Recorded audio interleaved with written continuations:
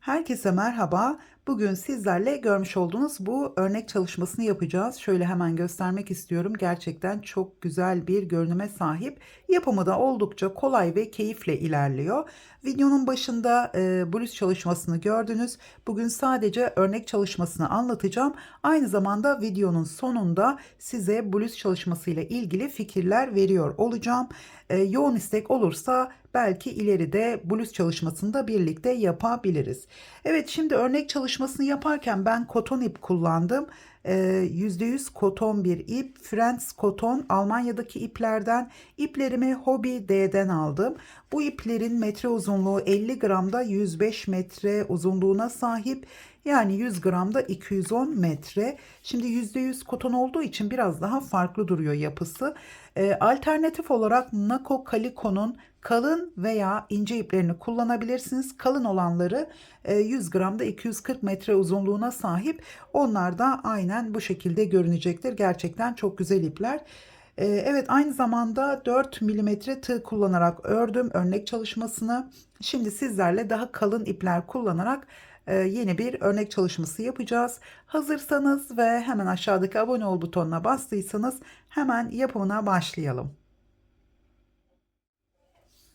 Modelimize başlarken şimdi daha kalın bir ip kullanacağım rahat görebilmeniz için. Şöyle 4,5 milimetrede tığ kullanıyorum. Yine kışlık modellerinizi değerlendirmek isterseniz Alize Midi veya Alize Süperlana klasik ipleriyle de rahatlıkla örebilirsiniz. Hemen şöyle tığıma başlangıç ilmeğini attım. 1, 2, 3, 4, 5, 6. Altının katları olacak şekilde zincir çekiyoruz. 1, 2, 3, 4, 5, 6. Tekrar 1, 2, 3, 4, 5, 6. 1, 2, 3, 4, 5, 6. Şimdi sonda zincirimize 4 zincir daha ekleyeceğim. Yani toplam sayıya 6 6 6 şeklinde zincirlerimizi çekiyoruz. Son olarak 4 zincir daha ekliyorum. 2 3 4. Burada 6 tane altının katları olacak şekilde zincirlerinizi çektikten sonra ölçtüğünüz zaman bir 6 tane daha fazladan çekin. Daha sonra son 4 zinciri ekleyin toplama payına karşılık. O yüzden hemen şöyle sonda 4 zincirimi çektim. 1, 2, 3, dördüncü zincirin içine geliyorum. Şöyle tekrar sayacağım. 1, 2, 3 ve şöyle dördüncü. Dördüncü zincirin içine bir ikili trabzan. Sırasıyla bütün zincirlerin içine ikili trabzanlar yaparak ilk sırayı tamamlayalım.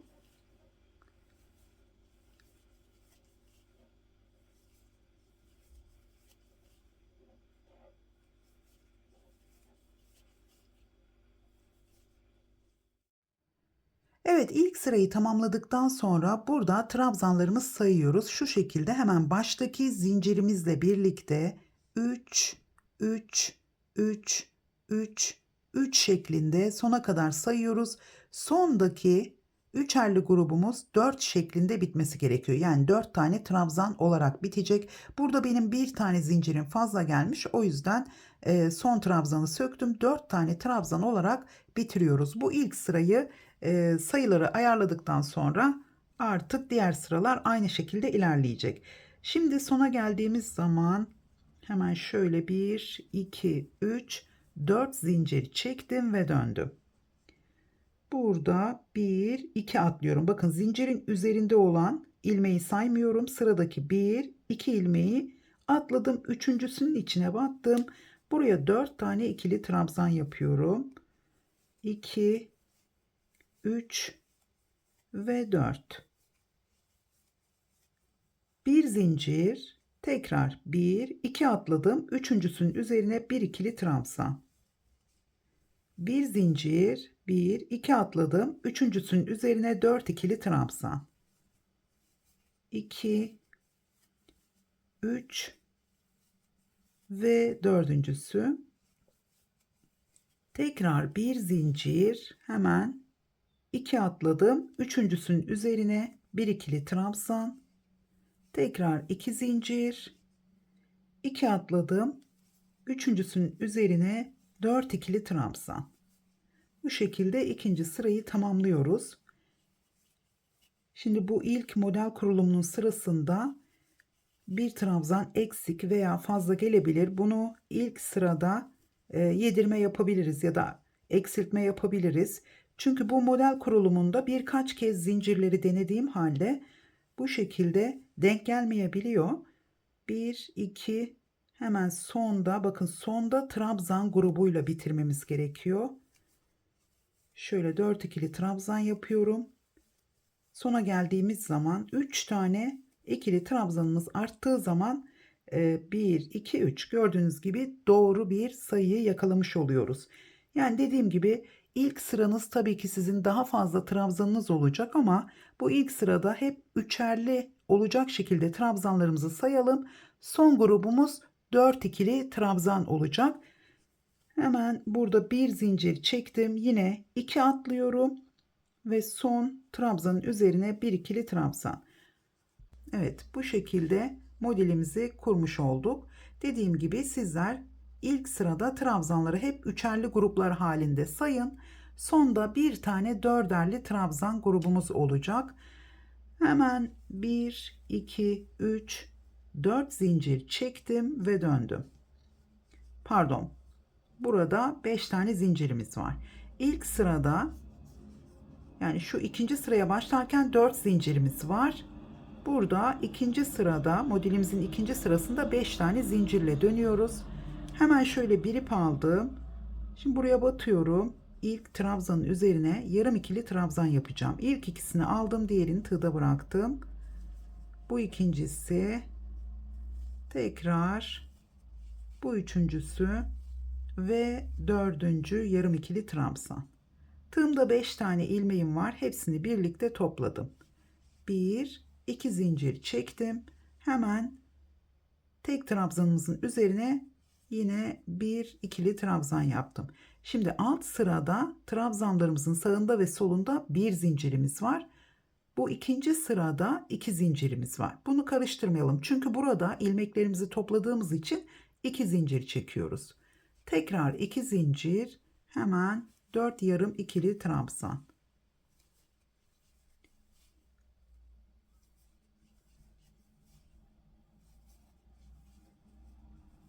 Hepsini birlikte topladım. Tekrar 2 zincir, hemen buraya bir ikili trabzan. Tekrar 2 zincir ve 4 yarım ikili trabzan. Evet, üçüncü sırayı bu şekilde tamamlıyoruz.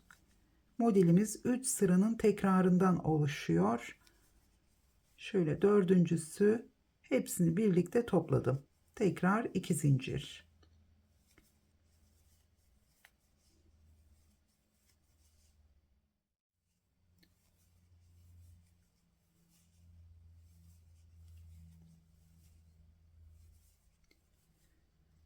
Evet, şöyle son yarım ikili trabzanımı yaptım. Tekrar hepsini birlikte topladım. Sonda yine 2 zincir çektim. Hemen burada dönüşte 4 tane zincirimiz var. Şöyle alttan sayıyorum. 1, 2, 3. zincirin içine battım. Hemen buradan bir ilmek aldım ve bir ikili trabzan yaptım. Şimdi burada trabzanımız var. Tekrar ikinci sırada 4 zincirimiz. Bu tarafta 3. sıraya başlarken 5 tane zincirimiz var.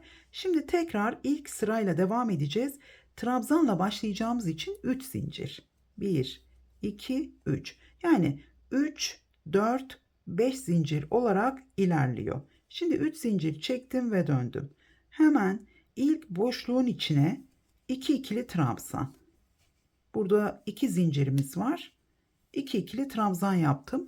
Burada sayılara dikkat edelim çünkü her model sırasında modellerimizin üst üste gelmesi gerekiyor. Şimdi burada topladığımız trabzanların üzerine bakın şöyle terse döndüğümüz için hemen burada şu üzerine batıyorum.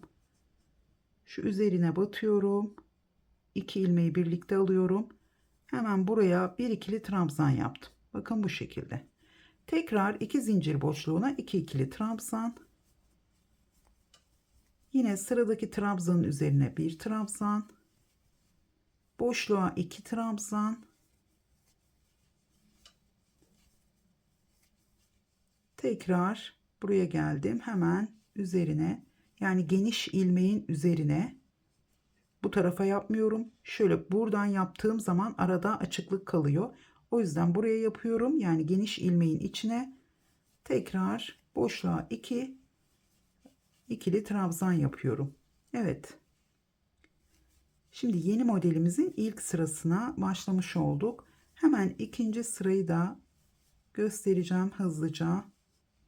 Yine boşluğa 2 ikili trabzan, buraya geldim, bir trabzan.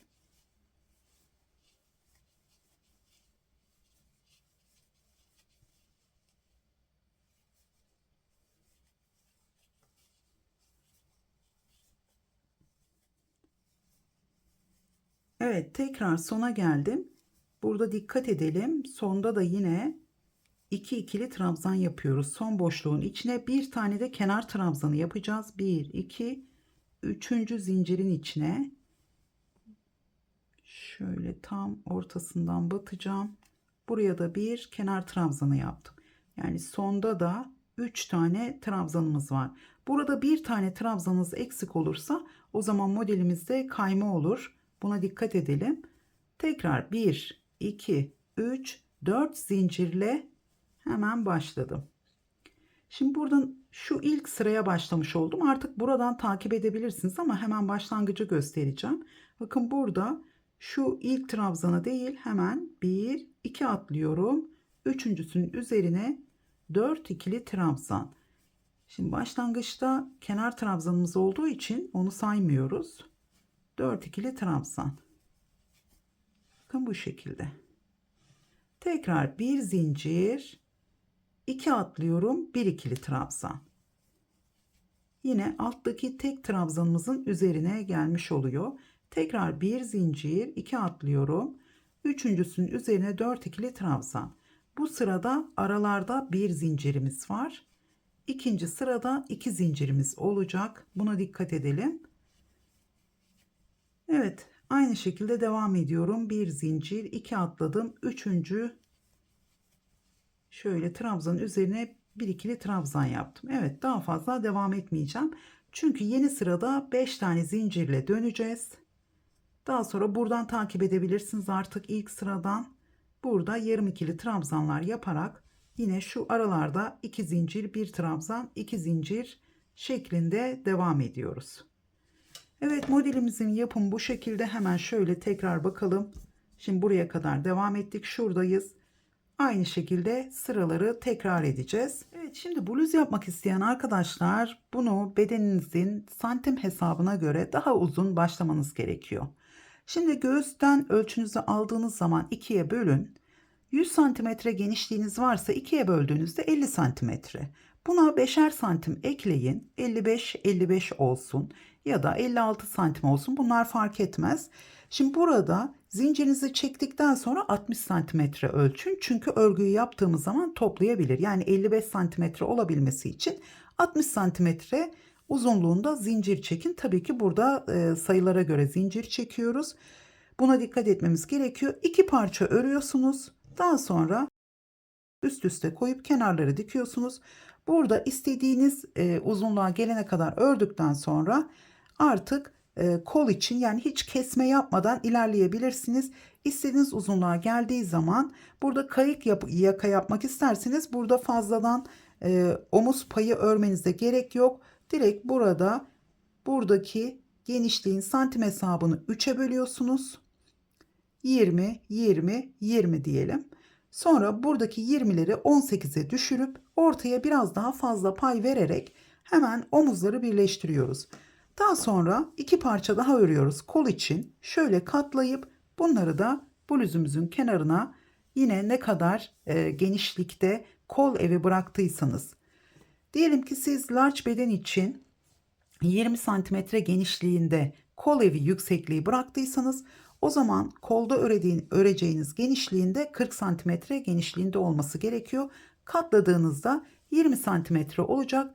Bunu da bluzunuzun kenarına ister tığ ile isterseniz de dikerek birleştirebilirsiniz. Dilerseniz yaka oyuntusu yapmak isterseniz burada yine toplam santim hesabınızı 3'e bölün. Ortada birazcık fazla bırakın. Daha sonra ya da aynı şekilde bırakabilirsiniz. Yükselti olacağı için yaka geniş olacaktır. Burada bakın 1, 2, 3, 4, 5, 6 tane boşluğumuz var. Şöyle 2, 2 olacak şekilde bıraktım. 1, 2, 3. Bu kenarlarda 2 tane kalmış oluyor. Yani bir tane fazla kalmış oluyor. Şimdi burada şuradan itibaren sadece bir model sırası önde. Bir model sırası, yani şu 3 sırayı tekrar ediyoruz. Yakamız bu şekilde trabzanlı bitmesi gerekiyor. Bir model sırası omuz payı olarak yükseltip arka bedende ise bir model sırası değil, bir sıra eksik olacak şekilde, yani şu sıraları bitirip son sırada sadece bir sıra bu şekilde omuz payı olarak örebilirsiniz. Evet, örgüden anlayan arkadaşlar için bence yeterli olmuştur. Sizler bu örnek çalışmasıyla daha farklı şeylerde de değerlendirebilirsiniz. Umarım beğenmişsinizdir. Beğendiyseniz beğen butonuna basmayı ve yorum bırakmayı unutmayın. Tekrar görüşünceye kadar hoşça kalın.